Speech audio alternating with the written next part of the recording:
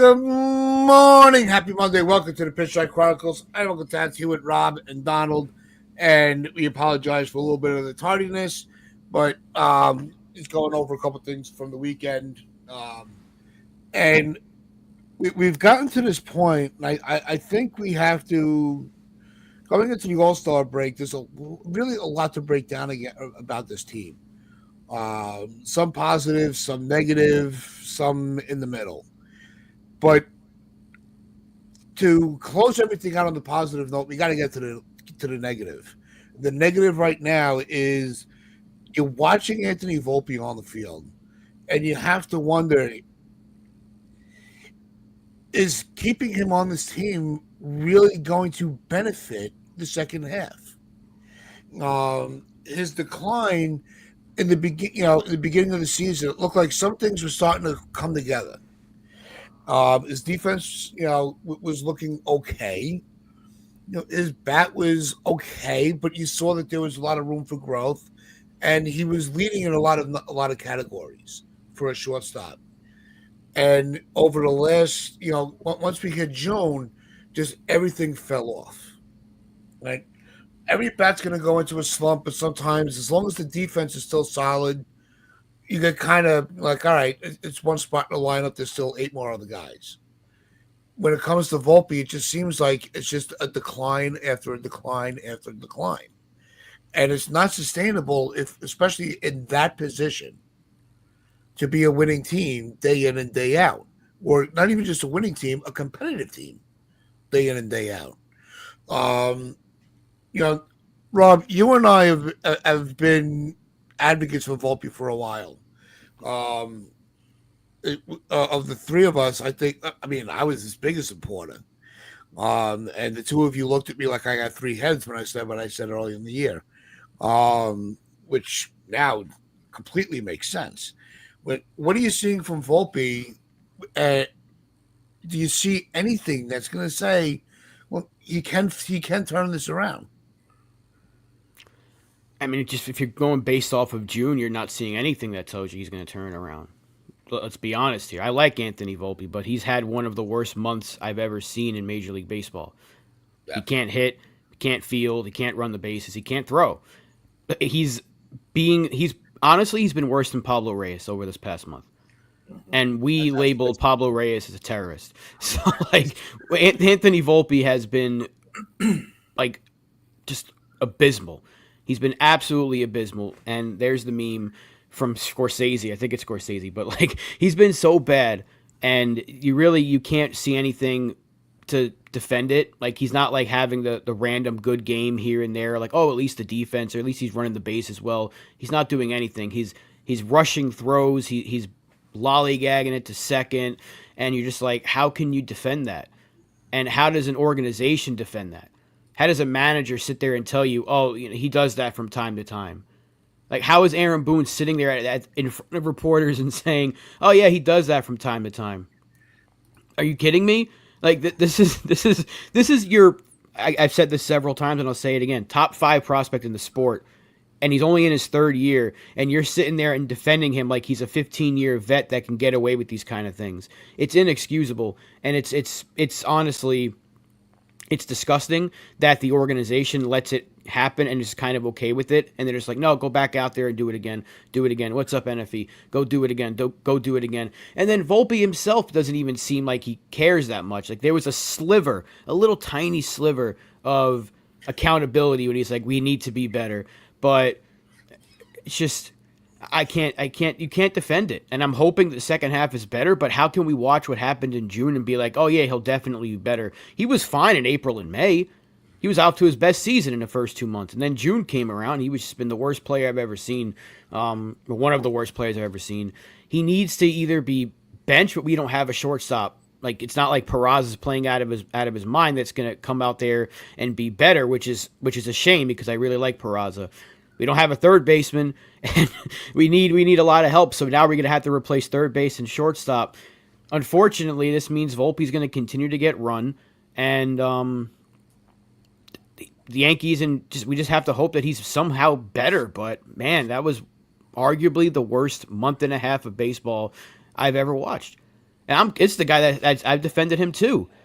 I didn't say he was better than Gunnar Henderson, but I've defended him, and it's you can't defend this. Let's be real. You cannot defend this. Donald, how you doing this morning? I told you guys this kid was ass. I know you told us so. Right. Let's get to the brass tacks here. I don't think the Yankees are helping him. Right. I know that the Yankees have given him the biggest leash that I have ever known, and I've been watching this team since we're in about 96. I don't remember a bigger leash that they've ever given anybody. Usually by year 3, usually by year 2. In fact, usually a couple of weeks into year 1, they hold people accountable. But year 3, and they continue to blow smoke up his ass and our ass about this guy. I don't think they are helping him at all by not holding him accountable. And when I say not holding him accountable, again, there's idiots that think that I want like Billy Martin, like Michael Kay will always do that kind of shit. Oh, this is not what happens in baseball anymore. I'm not asking for Billy Martin. But when I'm saying hold him accountable, I'm saying don't tolerate shit that shouldn't be tolerated.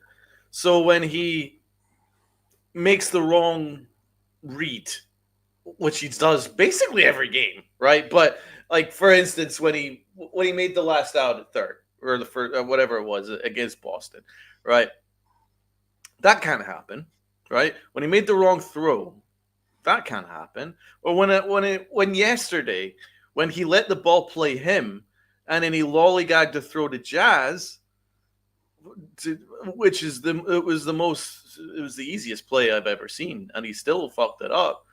I mean, that shouldn't be tolerated. Allowing the trail runner to always take the extra base because Anthony Volpe throws to the wrong base, again, that shit shouldn't be tolerated. And I think you would actually get a better version of Anthony Volpe, even though I've always said I don't like this kid. For the last 2 years, I've been saying I don't think he's very good, but I think you'd see a better version of him if the Yankees were a little tougher on him. And when I'm saying tougher, I'm not even asking for him to call him out publicly or anything like that, but you could intimate it. You can intimate towards it. Like if a manager was just sort of like, yeah, I'm going to talk to him about that, or that's not what we'd normally expect. We'll talk to him about it. Just to indicate that they're wanting to look at issues, but they don't. They do not want to do it because they haven't figured out that if you hold people accountable, you actually might get a better version of that player. They've not figured that out yet because Aaron Boone continues to do this where he blows smoke up that person's ass, and it never helps them. It never, ever helps them. You know what I'm saying? It just never helps them. Just look at the one time that he held somebody accountable was Gleyber Torres, and Gleyber Torres is now really freaking good, right? I'm not saying it's because Aaron Boone held him accountable, but at least there was a little bit of management that was done, and then he was a much better player after Boone held him accountable. But he's not doing it to Anthony Volpe. And to be fair, I think the things that Volpe has done has been much worse this season than anything Gleyber Torres did last year. Anything. But they have different standards, and they have different, like, for instance, Jason Dominguez has been fantastic. He's like, if you want the season's Boy Blue Award, is Jason Dominguez. He's been awesome, in my opinion. Makes a couple of misreads in the outfield. That's fine. He's not a natural left fielder. I'm okay with it. But offensively, he's been great. And the Yankees look for every excuse to sit him. Every excuse to sit him. Every possible excuse to hold him accountable. For things that he hasn't even done wrong, they'll look to do that. But for Anthony Volpe, no, can't say anything about Anthony Volpe. And I read an article by Chris Kirshner on The Athletic, and he asked Aaron Boone some pretty simple questions about Volpe's decline. And Volpe, apparently Aaron Boone off camera started mouthing and swearing that and shouting that Anthony Volpe is elite. Volpe is elite. What the fuck are you talking about, elite? I'll give you some reminder, Aaron Boone, that Anthony Volpe is far from elite. He is currently worst in the American League in fielding percentage at 966, which is an embarrassing field percentage. Fielding percentage is really bad fielding percentage. 966, which is by far the worst in the American League. He's also worst in the American League in errors. Statistically, he has been one of the worst offensive players in baseball over the past 2 seasons, offensively. So he's not elite.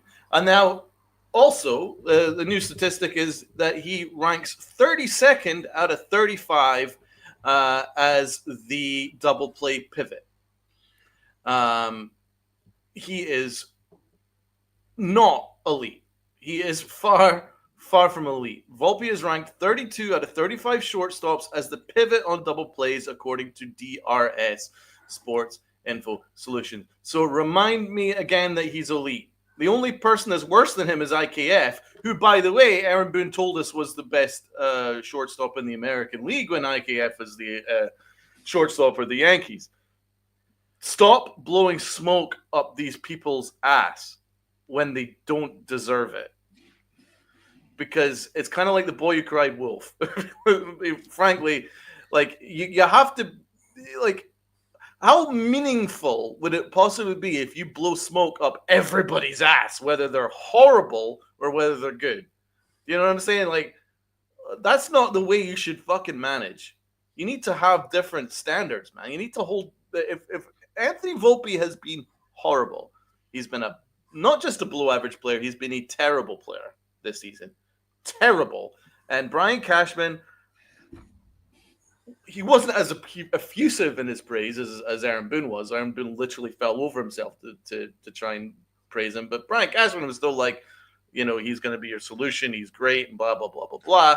Whereas it's more the solution than the problem. Yeah, and then Aaron Boone was literally just full-blown gaslighting mode. But that's where we're at. I honestly think that Anthony Volpe is not a good player, and I don't think he ever will be a good player. But I think you'd see a slightly better version of him to a point where he'd maybe be a mediocre player if Aaron Boone or any Yankee manager, hopefully next season when we have a better one, please, God, please, I beg you, that you would actually get a slightly better version of Volpe if you were just a little tougher on him. If you maybe went with just you know what? Let's make him a platoon with Peraza, right? Because literally, right? Peraza can't hit. I get that. But he's got a great glove. Volpe can't do neither. So really, what's the big fucking deal? What's the difference? Right? So you could, if you at least threatened him with a platoon, maybe you'd see a slightly better version of Anthony Volpe where he isn't this bad because he doesn't run the bases well. He's got low IQ, very low IQ, actually, surprisingly low IQ as a shortstop. And his arm is, he's got the arm of a wet noodle, bro. Did you see that double play that he tried to turn? It was the most tailor-made double play, and he just he threw it like a 6-year-old girl, and it was just that's embarrassing. You gotta be better than this, man. It was it was rated 62 miles an hour. Come on. I know you don't have much of an arm, but come on, bro. You don't trust yourself to throw it a little bit harder in case it goes way off, range. That's on you. So that's on Volpe, man. That double play was disgusting. He let the play him, which was disgusting. And also he cost us a run because when he made a nice play, he forced the throw. He forced the throw, which forced the run to score instead of just swallowing it, which he's done twice now. He's done it before, where instead of just swallowing the play and keeping the runner on base and live to play another down or live to play another play, as they say, he makes the throw that he didn't need to throw, and this run scores. It's just the same thing all the time. Don Vivas has been up, doesn't he?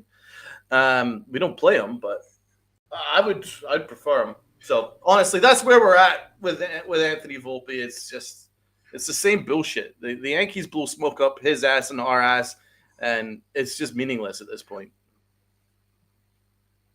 Yeah, Rob.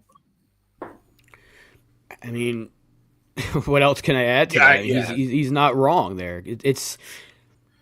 I think he would be a better player. I don't know how much better he'd be, but what was I saying all of last year? If he's just a mediocre hitter with a good glove, I'm going to take it because it's better than the alternative. He's not even that. He's below average, well below average in both now. Every facet of the game, he's well below average.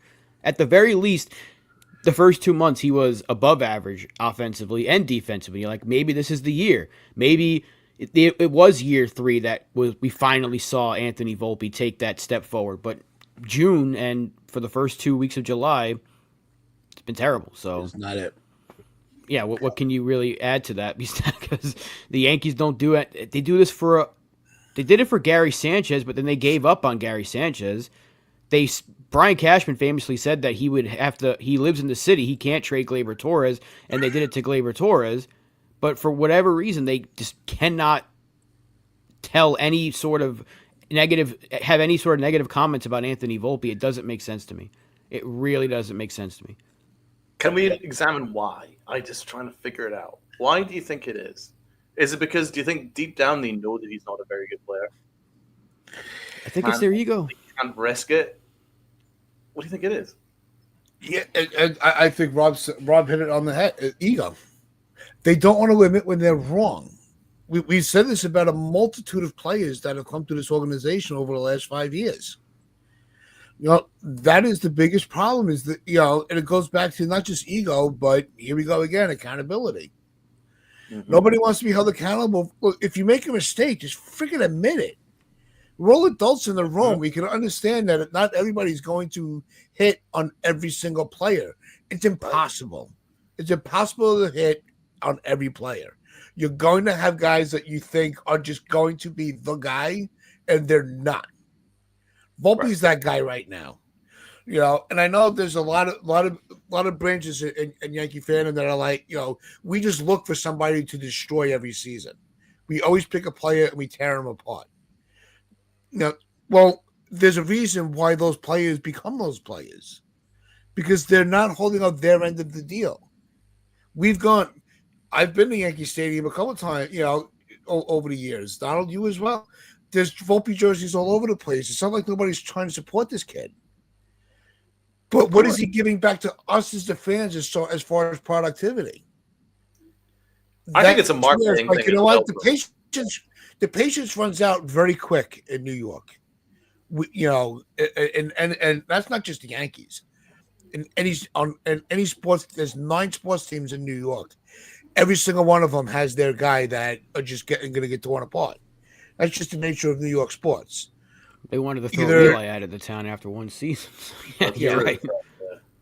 And and there are people after 2 Super Bowls and 2 Super Bowl MVPs, they still think he's not the best quarterback that the Giants have seen in decades, which is the best quarterback New York has ever seen. Yeah, well, that's a different show. But there's always that point where you're like, you know what? I've given this guy enough rope where I just have to let it go. For me with Sanchez, I was a big Sanchez supporter. My cat's name is Kraken. When that stolen base, Gary was so lazy to get to the pass ball, they actually came home. I'm like, you know what? You gave up on yourself. I'm giving up on you. Mm-hmm. It just, that was that. Yesterday, you would have thought that there was 3 outs and he was just kind of tossing the ball to first base as they were all jogging off the field. Mm-hmm. That's what I actually had to watch it a second time. Like, how many outs were there? Because right. I actually got confused. I thought the inning was over when he threw that ball. Because it was so lazy. Exactly. I mean, come on. I've actually seen harder throws when the inning's over. Yeah. Right. Like, you can't do that in a game and feel like you're so superior because you're the Yankees shortstop and you're the second coming. You're the second coming of Hicks, not Jeter. Well said, Christopher Cancel. Guys, good seeing you. Yeah, good to see you too, Christopher. I believe there's favoritism involved in the Yankee organization. Well said. you couldn't have hit the nail on the head better, because we've already talked about the fact that they look for every excuse to try and sit Dominguez or platoon Dominguez when he's already shown in very short sample size far more than Anthony Volpe has in 3 years. But Anthony Volpe has the red carpet. But I think the worst possible thing that could have happened to Anthony Volpe was being given the Gold Glove, which he didn't deserve in his first year, because there was nothing for him to improve on after that. You know what I mean? First of all, it justified the Yankees rushing him through, and they felt that he's already there. Whereas, actually, I think Volpe was a better defender in year 2. I don't think he was that great in year 1. I thought there was a lot of problems with his game, and I thought the award for me, it was purely on metrics. He didn't deserve it. Year 2, he was more deserving, but the problem was getting it so early made the Yankees think, "Oh, we got it, we did it, yes!" And they basically stopped developing him since then, thinking that, and they keep basically telling themselves, "Oh, this guy's elite," and they're just basically got their rose-tinted glasses on, and they're just watching this guy completely fall off a cliff, and then they're still telling themselves, "Oh, this guy's elite. He's elite. He's won a Gold Glove." You know what I'm saying? That's the way I look at it. But I really think that it's a marketing thing. I think a lot of this is marketing. We know about his background. It's nothing. We've talked about this. Yankee fan, met Derek Jeter. You know what I'm saying? Always wanted to be a shortstop. Blah, blah, blah, blah. All that stuff definitely helps, right? It helps the Yankees' marketing strategy. And now they're going to have an Anthony Volpe bobblehead night. And remind me never to go to that game. But why are they having an Anthony Volpe bobblehead night of all frickin' things? You know what I'm saying? Like, what has he done to justify these marketing things? I think they got too excited.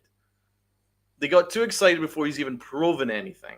He's not done anything to deserve this level of marketing. You look at the posters, and they've got Anthony Volpe beside Aaron Judge on the Yankee marketing posters. There's a whole lot of things going on where it's just like, I think the Yankees are shoving this guy down our throats because you know he's a Yankee fan that met Derek Jeter and blah blah blah. I think that there's something marketing going on there, man, because they have got double standards for him rather than anything else, and his play is garbage, frankly. The marketing would make sense if he was good.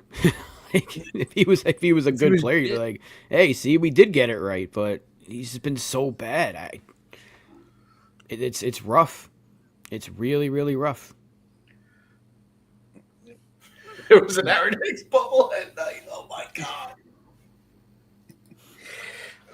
Look, and then the comment from Gene, with the interviews, you would have thought the way he was talking that he just had one bad series. He's had a bad month and a half. This isn't just a slump, because if you look at the previous years, his rookie year, all right, he got the Gold Glove. Look, you can't take that away from him. It's not like they just hand that out because they feel like, maybe it's time a Yankee got it, so let's just give it to Volpe. No, he had some good plays. The bat his rookie year was the problem. And then last year, that little sophomore malaise, left a lot to be desired, and that's why I came into this year trying to be like, this is the year we're going to see him either really like rise rapidly or just free fall, and he's free falling. So now, on top of everything else that Cashman's got to do in the trade deadline, maybe shortstop needs to be looked at a little closer.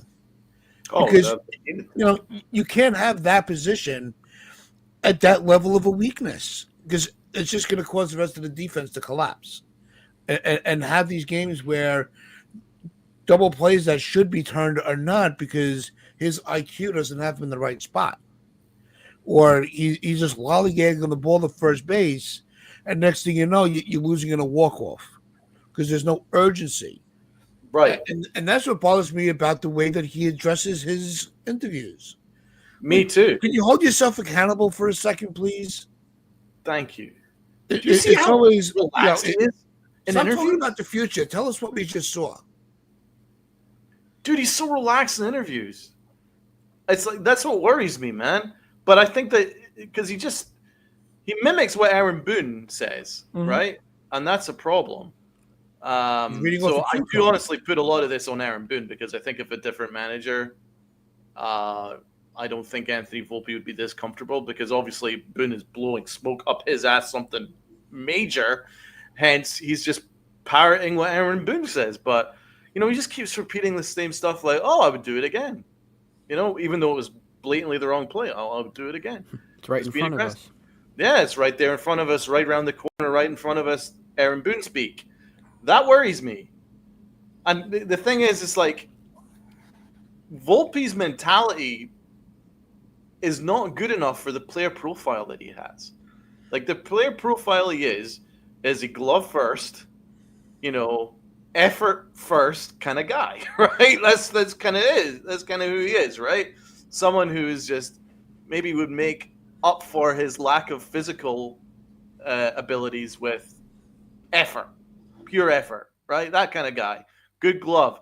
Basically, a shortstop version of Brett Gardner is what we would hope that Anthony Volpe is, right? But he isn't. Not even close. Because he's a little relaxed. He's very relaxed out there. And he's just like, oh, yeah, I'll make that play again tomorrow, even though it was the wrong play. Low IQ. He's basically, that's not good enough for the player profile that he has. He doesn't have the power to make up for that kind of arrogance. He doesn't have the arm to make up for that kind of level of laziness at times that he shows. He's also not as fast as he thinks he is. He's okay. He's not like slow. He's not like he's Dominguez. above average speed. He's maybe in the 74th percentile in speed or whatever. But considering how bad a base runner he is, he's not fast enough. Do you know what I'm saying? So it's just like he's not got the physical attributes to make up for the fact that his mentality is just not really there. But I think that if a better organization and a better Yankee manager was a little bit more accountability on this kid, I think that would go up a little bit with just a slight nudge in the right direction, just to be a little kind of like, you know what, that can't happen. This is the pinstripes. You're inherited a position that Derek Jeter fucking marshaled. You need to raise your standards. Dude, Didi Gregorius fucking pisses all over you, Volpe. So come on, you know what I'm saying? It's like you need to be better. Nah. Go ahead, Rob. I was just gonna say, he's right. Donald's right there. I don't think we can all. I don't think anyone can disagree with that. No, not at all. I want to bring up this comment and shout out to everybody that's in the chat. Gene, Elliot, Doran, Welkin, Christopher Council, Damian Serrano, John the Beagle Dad, Jonathan, Old Sarge, Joe, Stephen B. There's a lot of you guys hanging out. Dev I think Finch, Ken popped in too, right? Up this membership for another 8 months. Shout out to you, Dev. Ken. Ken Claus hanging out with us as always, and I'm sure I'm missing a few. John the Beagle Dad. Everybody else tuning in, appreciate every single one of you. Make sure who you got hit the that early like bird button today? too. Yeah, who got the early bird? Let's go all the way up. Was it Dev again at 5 a.m? Close. 420 was 4:20. the first one. 420. Dev Finch at 420. Cody Bellinger. And of course, Rasdeel the Great going all the way back to the top. Lou, Cold Italian Pizza, one of our favorite YouTubers' names. Acevedo is also up here. NFE jumped in. What's going on, NFE? Make sure you check out his channel. Ken's as well. They both have phenomenal channels. They put out a lot of great content. Anna Marie. Good morning, Anna. And we got Barlow hanging out with us talking about family members. Jean-Jacques, I was in high school when Cashman became the GM. I think I was like 14. 14, bro. Jesus. I was 6. We also have Don63 hanging out. Anybody else? If you want to join the chat, it's very easy. All you got to do is just smack the like button, and also hit that sub What year was button. he? Wait, And a what minute year later, was it? Yeah, and a minute later, trying to count. you'll be able to join the chat. All right, this Trying comment to from count. Gene. It's been so long. When did he become GM? What year was it? 98. That was his first year. Yeah, I was 14. That's Yeah, I was 18. that's insane. Now, yeah. Thanks for making me feel old, everybody. Like I don't get enough from somebody else in the chat. Well, don't worry about that other one in the chat. He was like 600 by the time Jackson came here. So. Don't worry, Tats. When it comes to that fool, I'll always defend you. Right, you guys are this comment. Right, I was like, you know what? I want to throw it to you guys to break this one down. As Giant fans, the Yankees have turned into the Dallas Cowboys. Is this actually a true or a false statement? I would disagree. I think that they've turned into Pittsburgh Steelers. Yep. Oh, that's a good one. Do you know what I'm saying?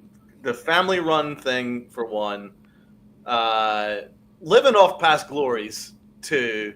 And they're always good, but they're never, well, enough. when I'm saying, like, never, as in, like, over the last, like, 15, 20 years, they've never been, like, great. And that's kind of the Steelers. They've always been good. They've always been competitive.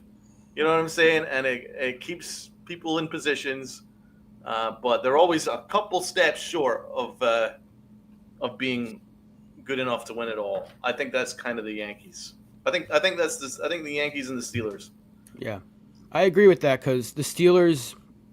Real quick about football, they're always there, right? What did we say about the Steelers every year? Oh, they're going to win 9, 10 games. They'll get in, but they probably won't get very far. What do the Yankees do every year? They'll win a bunch of games. They'll get in. They're probably not going to get. I mean, last year we got as far as we've been in 15 years, but still wasn't good enough to win the whole thing. The Cowboys suck, so they're not. The Cowboys always find a way to underperform. They always have the championship expectation, like the and they Blue end up Jays. missing. Yeah, they always miss the playoffs, or they get embarrassed by like the Packers 40-3 in their own stadium, like things like that. Like I don't want to hear the Yankees and Cowboys comparison. No, not just because they're both rich. It's not the same thing. Lucas's Rockets, James Harden. That could work. Yep, that was a good one. No. Yeah, because like James Harden was basically doing what Aaron Judge is doing, just carrying the whole thing by himself. That's actually a pretty good comparison. Look, I like it. Yeah, I mean, all right. I want to really break down Judge, and I want to push that more towards the final segment of the show. I want to talk briefly about Jazz. There's a lot of talk as we're getting into the All-Star break about his participation in the Home Run Derby. Are we in favor of this? Do we really care? Do we think this is a mistake? Don't care. Yeah, I don't really give a crap about the Home Run Derby. I don't care about the All-Star game in general anymore. No, me neither. I won't watch it. Yep. Yeah, I don't know if it's going to ruin his swing. I know a lot of people are just hoping for an early exit. I don't think he's going to really adjust his swing too much. He just, there was a spot still open. He just wants to have fun on the break. So I'm not expecting too much of a difference in his swing. I don't think he's going to get too far, but he can surprise you. He surprised us, with the way he's improved since going to second base. I mean, who would have thought a second baseman playing well? Dude, I'm happy for Jazz. I want him to succeed, and I really don't care, and I'm cool with it. It's just for me, the Home Run Derby, and we've talked about this on me and Rob talked about this on Alex and Luca's show, final show, unfortunately. But we talked about it, where it's just like the Home Run Derby isn't really the same anymore because the best of the best isn't competing. It's like you're not gonna see Aaron Judge take on Pete Alonso, take on Juan Soto, take on, Vlad. It's just when you don't have the best home run hitters competing in the Home Run Derby, like who cares? That's just a bunch of secondary guys that are like good all round hitters, but not what you would consider home run kind of guys. And it's the same as the NBA slam dunk frickin' thing. You need to use the dude from from the G League in order to to actually make it an entertaining product, because none of the best dunkers in the NBA want to compete in it. Same with the 3-point shooting contest. You don't see Steph Curry competing in the 3-point shooting contest, even though he's the best shooter of all time. So it's just like, how meaningful is the home run derby if Aaron Judge isn't going to be in it because of the same concerns? Oh, it could ruin your swing. Oh, it could get you hurt. Could get you out of a rhythm. All these things like that. But it's just not the same anymore. I'll watch the home run derby, but I won't watch any of the rest of the festivities. Yeah, the home run derby is really the only thing I do still enjoy, but it definitely has lost its appeal, especially in the players themselves. Like Judge, he did it the 1 year. He's not doing it unless it's I think he said unless it's at Yankee Stadium. Stanton's not in it. Obviously, Right. for obvious reasons. But you don't see the big power guy. Like Alonso's not doing it either. You're not seeing the big home run guys do it. I think the only one doing it really is Raleigh. I think he's doing it. But it used to be the entertainment factor from players that you may not have heard of. We talked about this a little bit the other day. Why the All-Star game is kind of, why it's so boring now. You're not getting a chance to see players that you've never seen. The accessibility to baseball content is so, saturated. Yeah, you're not watching to see those players on the West Coast that you wouldn't normally see.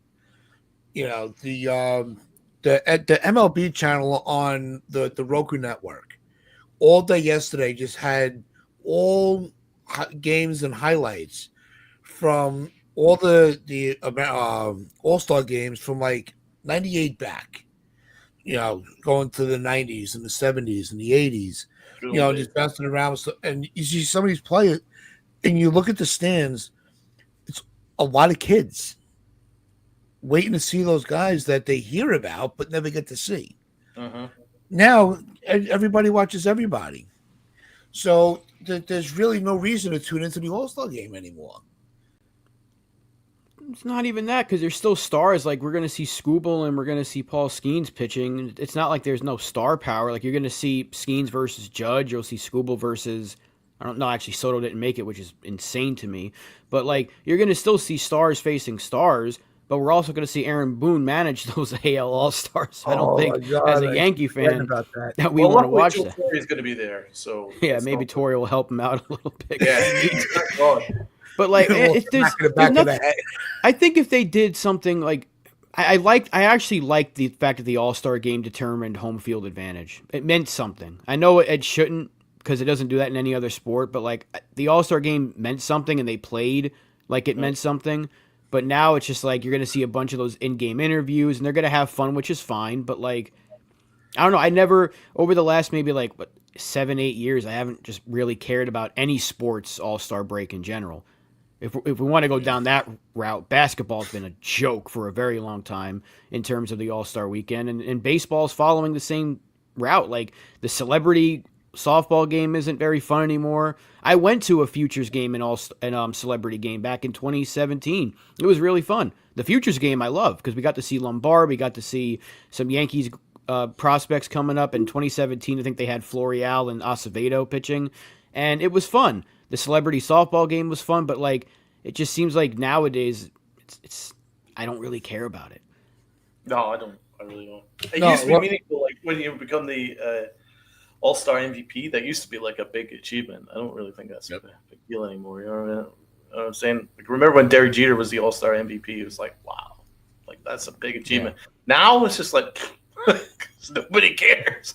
It's just not the same anymore. It really isn't. But let's get to Aaron Judge, and then we should finish off with the awards for the Cup Series. I think the dog agrees. Yeah. So let's talk about Aaron Judge. What else can we say about him that hasn't been said before? 350 home runs, the fastest to reach that number. I mean, if it wasn't for him, this team would be in last place and selling at the deadline. So thank God we have Aaron Judge. It's just sad that, I mean, not to be negative, but it's just sad that we've not taken advantage of this window. The Yankees should have done far more with this window. I mean, imagine having somebody that like can hit 62 home runs and not even be at the best, because then he was even better an all-around player the next year and the year after that and this year as well. Isn't that crazy to me? And you waste it over like a towing cap, the Cohen tax threshold, and blowing smoke up really bad players' asses and just leaving positions short. And that's just what really frustrates me. And I know us as fans are going to get screamed at for being spoiled or things like that, but you have to, take a step back and look at the bigger picture here. The bigger picture is Aaron Judge. You're very blessed to have a generational player, probably the best player that we've created, arguably the best right-handed hitter of the last God knows how long, maybe ever, I don't know, but you're blessed to have that, and you've not taken advantage of that window. It's just shameful. I mean, you had last year, you had Juan Soto, you had Garrett Cole, Aaron Judge, and they were all balling out. And then you were like, you know what? I'm just going to leave left field and third base vacant. We'll be fine. You know what I'm saying? It's just like that kind of stuff just drives me insane. And it just reminds me of, because Michael Kay was like talking about Theo Epstein when he made the trade where he traded Gleyber Torres and got Aroldis Chapman when he was good. And the reason was he made that decision was because he said, if not now, when? That was Theo Epstein's quote. If not now, when? He reasoned, you know what? Maybe this is an overpay, but this guy's going to help us win a World Series. We're not promised a World Series next year, but we can do it this year. And he went and made that deal, and they won a World Series, right? Brian Cashman doesn't have that mentality. He just doesn't, because last year was the perfect example of that. Never once has he been like, if not now, when? He's just sort of like, yeah, no, the Dodgers can have him. It's just very irritating. And that's why, as great as Aaron Judge's like records he's breaking and all that stuff are, there's a little bittersweet element where it's just sort of like we're wasting his window. And each year that he's going to get closer to 33, 34, 35, 36, you're not guaranteed to have the same Aaron Judge. And the Yankees have missed this window, and they're going to regret it. Look, I've pulled up, look, Judge, we all know he's the best hitter in the game. There's no doubt about it. He's having one of the best seasons that baseball has seen. That I still think he's going to surpass a lot of. He's surpassing a lot of his own numbers, but it's. And we've given respect to his name on previous shows with Cal Raleigh. Look, you can't dismiss what he's doing. What really started to really piss me off about this whole thing is when you look on social media, which is sometimes really not the thing you want to do. And MLB had put a thing out about the 350th home run and, with Judge's season and how fast he was able to do it. I mean, you're talking almost 100 games faster than the previous player. It's unreal. But other fan bases are actually saying, well, it's just Yankee Stadium. That's why. Put him in another park. He wouldn't have so many home runs. Like, enough. So why don't you petition your owners to move in, to reconfigure your stadium? Then there's another channel, a Red Sox channel, that wants to start a petition that they need to get rid of the 100 section in Yankee Stadium and eliminate the short porch. Like, do you people actually the short porch? Do you hear yourselves? Because I'm telling you, if Judge was on your team, you'd be doing fucking backflips. So I don't want to hear any of the negativity about his numbers because I have numbers. I actually did a little bit of research last night. Absolutely. So, As of now, he's got 350 home runs. There it is. Right? How many does he have on the road? 169. Nice. So you're only talking about an 18 home run difference between road and home games. So take your aesthetic about him just being, a short porch merchant and a stat padder and shove it up your fucking ass. All right.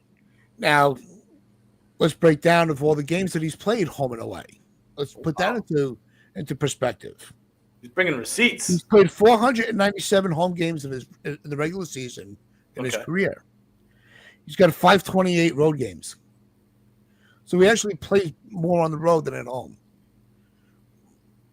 All right. A lot of people talk about now to that fucking Red Sox channel. I'll tell you guys off the air. I don't even want to give him recognition on here because you pissed me off. I actually unsubscribed to him. So he's got 449 at bats at Fenway in 55 games. No, he's got a 249 batting average. I don't have my glasses. He's got 104 hits, 32 home runs, 71 RBIs, and has scored 83 runs at Fenway in 55 games. So he actually plays very well in your stadium, by the way. Even for his caliber, you look at other numbers. But it's good man. The fact that they want to just keep throwing shade at this guy. Just enjoy, you have the chance, even if you are not a Yankee fan, you have the opportunity to say that you watched one of the best. You don't have to root for him. You don't have to cheer for him, but acknowledge him. Give his name some fucking respect, because in 30 years, just like the way that people look at Mariano, even though he played all those other teams, every fan base respected him because of what he was able to do and just play above and beyond everybody else. Babe Ruth is still revered as one of the best players that ever lived. Willie Mays is still revered as one of the best outfielders that ever played the game. Mm-hmm. Mickey Mantle, Ted Williams, the best hitter that, to this day, one of the best hitters that ever played the game. We still respect their name, even though we didn't root for them. Right. So I think that if you are that much of a hater on Judge because of the jersey he wears, you are doing yourself a disservice as a baseball fan. So just sit back, relax, and enjoy the show that he's given you all. Well, people love to hate the best when they're not on their team. It's just been that way in every single sport. Like, people hated Tom Brady, of course. People hated Jordan. People despise, still to this day, despise LeBron James, and they don't want to acknowledge it. He may be, if it's not the greatest of all time, the second greatest of all time. They don't want to acknowledge it because they don't want to. It's good to have a villain. So if Aaron Judge has to be the villain for the rest of baseball, so be it, because he's not wearing a Red Sox jersey. He's not wearing a Giants, a Dodgers, Rockies, Mets. I don't know why I put the Rockies in there. He's wearing the pinstripes, and we're lucky that he is. Now, I hope he's better in October. He needs to be, because if he needs to help his own case, he has to be. But in terms of what he's doing in the regular season, you said he's the best hitter. He's the best player in the game. Have you seen his fielding grades? Like, the dude is an unbelievable right fielder. Just watch that Cubs series. Holy shit. Right. He was phenomenal. He makes it look easy. He's got I think he's like at 6 outs above average. He's got a 6 fielding run value. Everything's in the red in terms of his offense and his fielding. He's got a 6 fielding run value. He's got a 3 outs above average. He's the best right fielder in baseball. He's the best hitter in baseball. He's the best player in baseball. So the Yankees need to do better around him to help the team win, and they haven't done that. They've given him some guys, like Stanton was a perfect addition. Soto was the perfect duo to have with Judge. Even this year, I think Bellinger's a very good complement to Aaron Judge. Not on the level of Soto, but he's been great, Bellinger. Yeah, there's a nucleus there. Right. So, but around that, like 2 years in a row, they haven't had a third baseman. They've left that open. We'll wait for the deadline. We're gonna. What did Cashman say? Because Luca just brought it up in the chat. Like, we're gonna go all out for the deadline. I don't believe him. So, no, me either. They haven't done good enough to build around that kind of a player, and it's similar to what honestly, the Angels, they had two of the best in the sport with Ohtani and Trout and did nothing else to build around that. So you have to do better around your best player, because if it wasn't, I know people want to knock his October performances as of late, because his first few years he was fine. The last few years he's been terrible, and that's a perfectly valid argument. But if it wasn't for Aaron Judge, we're not sniffing October. So he's a guy that with him you get there, but the Yankees have to do better around him. And last year may have been the year. I still think this year they can win a lot of games, but they have to do like 6 or 7 trades just to make it happen now, when they could have done this in the offseason. Yeah, you know what? I don't want to be critical of Judge because he's the only reason why this Yankee team is relevant. But all I will say is that I really wish that at times that he would change his mentality to be more focused on winning. At times he seems very content, which is the story of the Yankee organization. You know what I mean? He went to bat for DJ LeMahieu to keep him on the roster last year, where there was no business doing so, because it actually hurts the team. You know, he's best friends with Verdugo. Like there was just sometimes he prioritizes friendship rather than, you know what, I don't really care, because A-Rod and Jeter hated each other, but they went and fucking did whatever it took in order to make it work. Sometimes you need to do that. You know what I'm saying? And I've not seen that yet from Aaron Judge. He seems at times he's just sort of like, I will be fine, be right around the corner. It's the same Aaron Boone speak. I don't really like that, but if you just take a step back and just look what he does on the field, it's just marvelous. It's just unbelievable. It's just crazy, crazy good. And it's, I mean, we're privileged. We're privileged to be able to see him play every day, and it would be even more of a privilege if we actually put together a championship caliber team. But I just don't see it. Really don't see it. Not this year. Shall we get into the awards? Yes. Well, actually, real quick, because there's something. There's a comment here from Welkin saying that Judge doesn't perform in high leverage spots. I think that's complete and utter bullshit. Because how many times has he had a big walk-off hit for us? Or he's gotten the big hit late in the game? I mean, just twice in the past month, he's had the big hit that the Yankees ended up blowing the game and ruined a big spot for Judge. Remember last year against San Francisco, him and Soto had that big comeback moment. So I don't want to hear this. He's a low-leverage stat pad or nonsense that people like to say about him. He's not. He comes through more times than he doesn't. He's the guy. He's the only guy in this lineup that you want up in a big spot, even if he doesn't come through. If you have bases loaded, 2 outs. Him and Big G.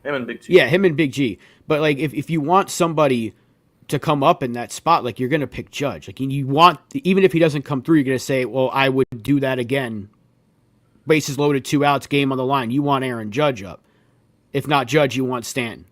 But like, you're not going to put Judge in that category of a guy that doesn't come through. He's got a 945 OPS in high leverage situations in his career. Wow, Stevie B. Judge has the most home runs to put Yankees up or tying a game. That's Thank it. you. Is that not high leverage? I completely agree with you there. In terms of postseason, that's different. But regular season, like, no one wants to pitch to him. Yeah, that's why. If I were the manager and I was facing Aaron Judge, I would just keep doing that every single fucking time. I don't care. Even if it scored a run, I'm fucking walking him because I don't want to pitch to him. You know, if the bases are loaded, I would still just go 4 and put a run in because I'd much prefer that than a grand slam because he is that good. He's that terrifying, and that matters. Like, he is a presence. And the reason I pulled up the regular season numbers because every player plays 162. Not every player plays in the postseason. So to keep the comparison on an even playing field, that's why I looked up only the regular season. And so yes, the postseason, it's going to have a different look, but I would take him as my at the plate with 1 out to go in a tie game any day of the week. Right, and no one's saying that he's fine in the playoffs. He has to get better. Everyone in this chat and on this panel and any Yankee fan will tell you he needs to be better in the playoffs because that's where you make your name. That's where A-Rod made his name that one year. That's where Jeter made his name his entire career. So if he wants to put himself on that Mount Rushmore of Yankees, he needs to at least do it once right? He Oh, has yeah. to be better. He has to be better. There's no denying that. But you can't take away what he has meant to this team since 2017. Because without Aaron Judge, this Yankee team is searching for their star and they're searching for relevancy, honestly. Because Judge has put this team on his back. But let's not forget 2022. He was the only, they had to bat him leadoff because nobody else could fucking hit the ball. And Right. the rest of the teams are like, well, we're not going to pitch to him. And look what they're doing now. How many times has Judge been intentionally walked with guys on base, nobody out, a runner at first, no outs? We're not pitching this guy. We'll take our chances with Bellinger. We'll take our chances with Goldschmidt.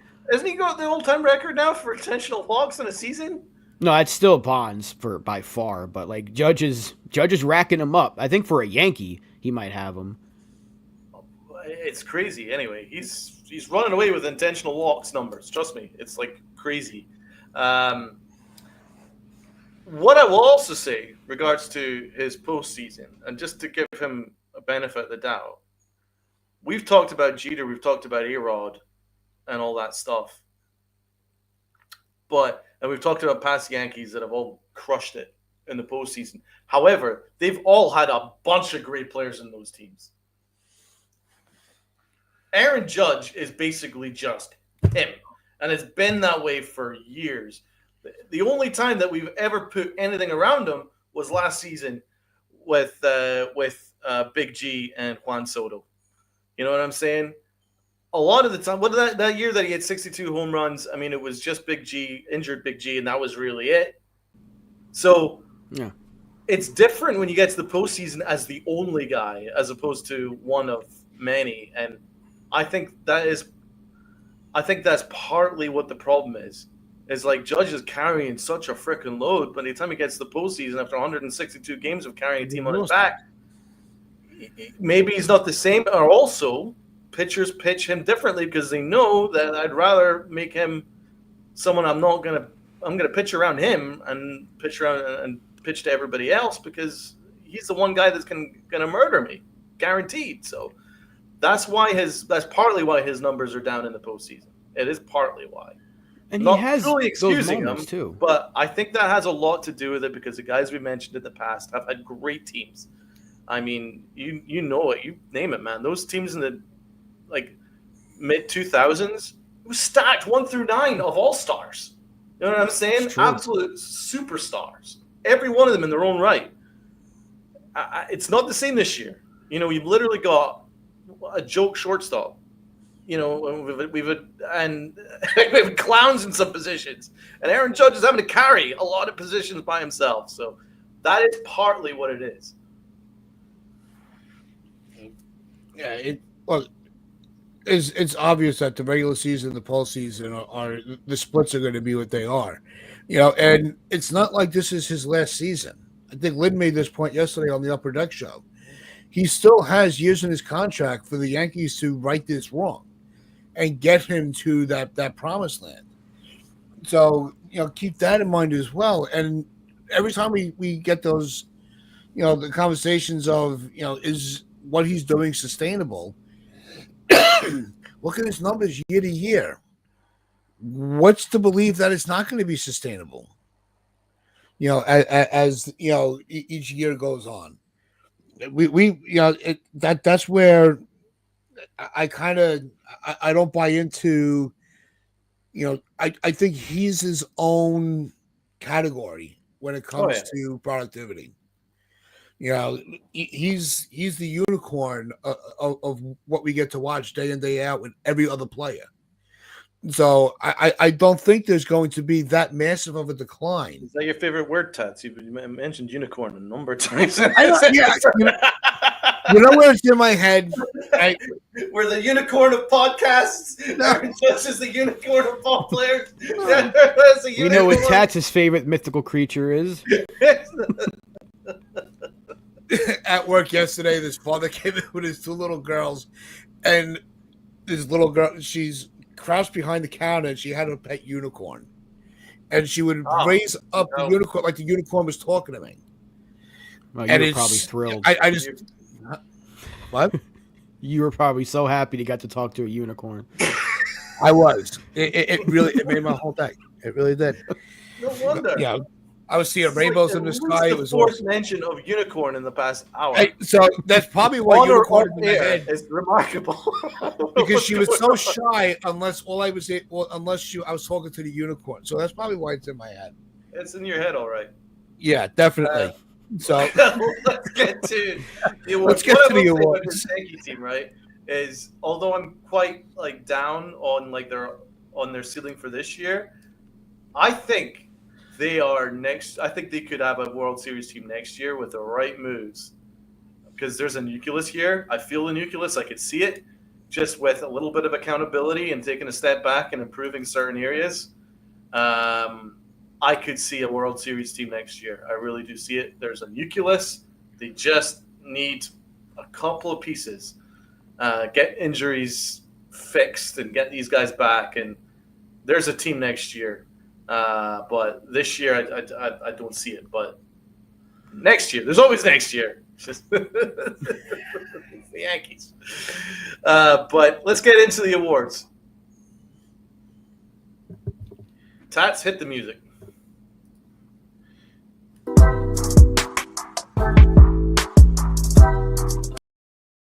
Right, Cubby Series Awards. Let's go. Who is your MVP of the series? Rob. Cody Bellinger. Bellinger, incredible. Uncle T. I mean, it was a toss up. I'm actually giving it to Judge. I thought his defense, the 350th home run, I had to give him that little bit of the edge on that. So I gave him the MVP. There's a lot of candidates between like in terms of Judge and Bellinger. They both are equally deserving. But I'm gonna give it to Judge. I'm with you, Uncle Taz. Judge was literally just making the most unbelievable plays defensively. Literally jumped over the freaking wall and saved a home run. He saved the shutout for Rodon. Plus, he was crushing it offensively. I think he's the MVP of the series for me. What about the chat? Looks like a lot of Cody. Looks like Cody. All right. Well, I mean, that 3 home run game was something else. So obviously that makes it very easy for me. Bellinger is my low key. Tats My low key was Bellinger. and Rob. My low key was Judge. There you go. Just had it flipped. Efficiency. We like that in the Chronicles. Let's get to the Clutch Award. This I'd probably give to Bellinger. Yeah, I get mine was.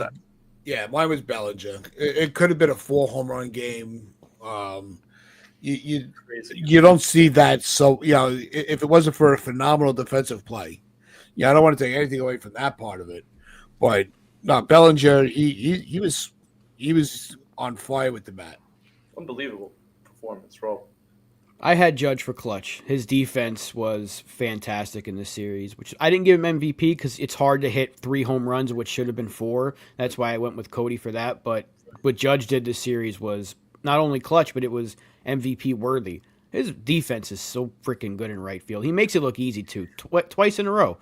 Yep. 2 straight plays. He just made it look easy. And they did it again the next day. Yeah, Aaron Judge clutch. 3 inches from a 4 home run game. That's mind blowing. What a performance from Belly. I think the Clutch Award is Bellinger. Although Welkin says Rodon is clutch. He pitched 8 innings with our bullpen is straight trash. That is a very good take. Yeah. That is a very, very good take. Gave our bullpen an absolute break right there. But it looks like the chat is edging towards Belly, so we're going to go with that. Aaron Boone 0 next. Big fat 0 for me. Fuck that. Uncle Tom. It's funny. I had him at a 3. And then he changed the lineup and took Dominguez out of the leadoff spot. Yes! And he went right back to a 0. Oh, my God. Absolute He idiot. even made the wrong bullpen move yesterday. Like, Will Warren was giving up a lot of hard contact, but somehow kept it a one-run game. Yeah. And then with a runner at third, you put in the dude that gives up the biggest hard contact of the entire bullpen, Ian Hamilton, and game over. That was just a stupid call. I know we don't have much of a bullpen, but come on. Fucking Hamilton? Give me a break, man. I'd prefer fucking one of the cast members from Hamilton rather than Hamilton to be in our bullpen. So yeah, I think Aaron Boone continuing to blow smoke up our ass regarding Volpe as well as another thing, and just his general overall demeanor, just sitting on the top step blowing fucking bubbles all day. That's what my uncle called me in New York. He's like, all I ever see Aaron Boone do is stand at the top dugout blowing bubbles all day. Like, yeah, that's pretty fucking accurate. That's pretty fucking accurate. So, yeah, it's true. What else does he fucking do? And he's like, that's it. Literally, that's literally all he does. So, anyway, yeah, zero for him. Pitching awards. I guess that's pretty easy. Yeah, Carlos Rodon. Nice and easy. Rodon sweeps the. Right, let's get to the. I guess next one would be You're My Boy Blue, right? Yep. Alrighty, let's do it. You're My Boy Blue. This one's dead easy. You're My Boy Blue, and it's been this for a while. Jason Dominguez is my boy Blue. You just keep him at leadoff, please. Just stop messing this kid around. Put him at leadoff and just keep him there. Stop putting him in sixth for no reason. Stop benching him for no reason. The guy hits. The guy crushes it. Look at his hard contact. His hard contact is absolutely absurd. And the Yankees look for excuses not to play him. It just drives me insane. Even though Mike O'Kay tried to justify their decisions on the LA Yankees Zero Network yesterday, but there is no justifying it. His hard hit percentage, guys, is 90th percentile in the majors.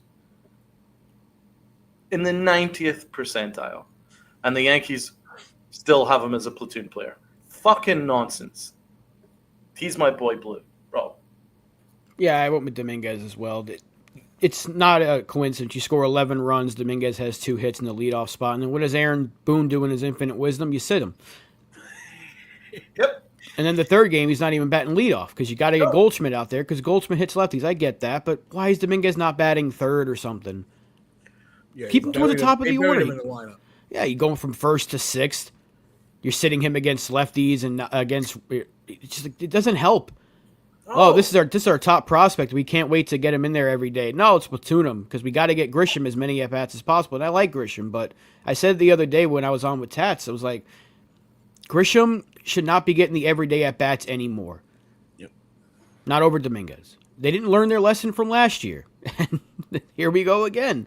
I feel bad for Dominguez because he's done nothing wrong. No. He's my boy Blue. He's very excited about him, but I'm also excited about Spencer Jones. That guy's absolutely mashing. Watch this space. He's my boy. Let's move on. I assume, Tats, you agree? I had Dominguez, yeah. Yeah, everyone in the chat probably agrees. He's the boy. Right, let's get to the L. This one's easy for me. Anthony Volpe. What more can I say? I've talked about him ad nauseum for the first half hour of the show. He takes the L. Just lazy, man. Just the wrong plays. He cost us a number of extra runners yesterday. Put runners in scoring position when you need to do. Gave up a run because of his poor fielding. He's just bad, man. He's just bad, and it's unacceptable and it's disgusting. And his baseball savant page is getting worse. His batting run value is now -7. His fielding run value is now -2. It's in the 34th percentile. His expected batting average is in the 15th percentile. His sweet spot percentage that doesn't exist with Anthony Volpe is in the 18th percentile. His range is in the 16th percentile. and he's got the arm strength of a gopher. So it's bad. It's fucking bad. He gets the L. Ugh. Blech. Can't even say his name without feeling sick. Rob. Anthony Volpe. I might double up on him with this award because he's been terrible. He gets the L. Uncle Ted. No, I got Volpe. Nice. This is the easiest awards ever in the history of the awards. So easy. Let's go with what I might need to rename the Anthony Volpe Award. For this week anyway, it's the Anthony Volpe Award for incompetence. Rob, who gets your Anthony Volpe Award? Anthony Volpe. It's a mixture of Anthony Volpe and the Yankees organization. It's just absolute negligence to not hold anybody in this organization accountable. And I've said this before, and I'll say it again. When I look at Anthony Volpe, I'm looking at prospects for the Yankees in general. Because if they can't get a former top 5 prospect to get better in year 3, what's going to happen when Jones eventually comes up? What's going to happen when we get Lombard here? Lombard's the guy. When Lombard, you think the marketing's crazy for Volpe, just wait till Lombard gets here. And I'm terrified for what's about to happen to Cam Schlittler if he has a couple of good starts, how the Yankees are going to find a way to ruin him. So, yeah, this is a mixture I'm less worried about pitching. It's the position players because you can't get a pitcher out of position. The Yankees look to try and move out of position. So what I'm worried is the Yankees do that, though. You never know. Remember Jabba. Yeah, but I'm a little worried that when Lombard comes up, they'll try and cater to Volpe and make Lombard the third baseman, even though he needs to be the shortstop. That's what I'm scared about. Yeah. Oh, they'll find a way to screw things up, which is why I'm lumping Volpe in with the Yankees because Volpe's press game or post game pressers are bad. No accountability. Boone continues to fluff him up the same way he did for IKF. It's like they never learned their lesson, and it's just annoying because we're not asking you, like you said earlier, we're not asking for guys to be held at super soaker point in the locker room saying don't do this. We're not asking them to get beat up by the manager, by the captain. Judge doesn't have to hold their legs down while Boone beats him with a bat.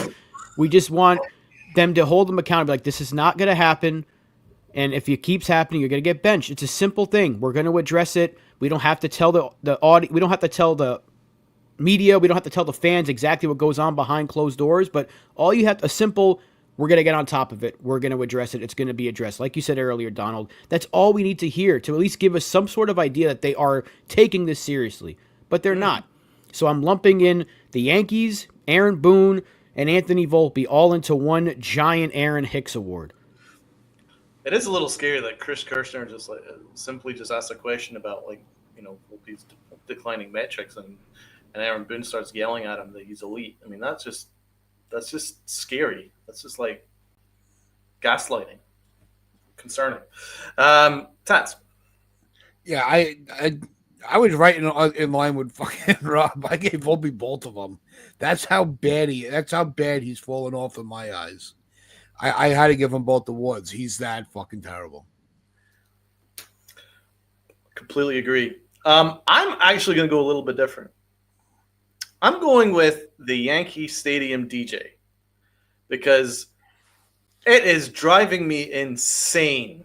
I'm just trying to watch the game. So much and in between every single pitch, it's like a baby gets a hold of a soundboard, right? And he's just pressing random buttons. Meow, meow, meow, meow. Oh, that's just random stupid noises, and it's driving me absolutely ballistic. I'm just like, shut it down, please. Just calm it down. Can we please get some Indoor normal voices, atmosphere in here for the fight and nonsense? Just I like, hear you say, "Ayo." yeah, stupid songs, fucking Italian music in there, stupid pop songs from the 80s, pop songs from the 90s, Nino, fucking noises from here, noises from outer space. It's driving me fucking crazy.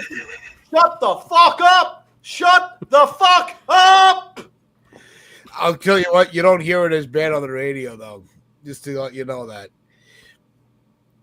Yeah, you've got a point there because I listen to the radio broadcast in sync with the television because Michael K's voice makes me want to punch stuff. But when I was watching, like, I had no choice but to watch like the Yes broadcast recently, and I was like, God, the stage, like they are, because I didn't really think it was that bad. I'm like, maybe they're overreacting, and I was like, wow, it really is unbelievable. Like every other pitch, there's a Star Wars noise. Yeah. It's nuts.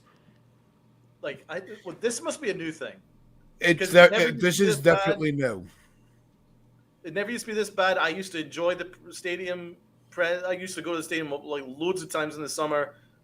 I had a great time, but it's assaulting now. It's like literally an assault. So I'm a little bit concerned when I go over. You're going to be a pleasure when we're at the stadium. I can just sense it. God almighty. I'm going to get you like some noise canceling headphones or something. I know. And it's not like we're old men. I mean, me and Uncle Tess, we listen to metal. We like loud shit, but this... There's no volume under 10.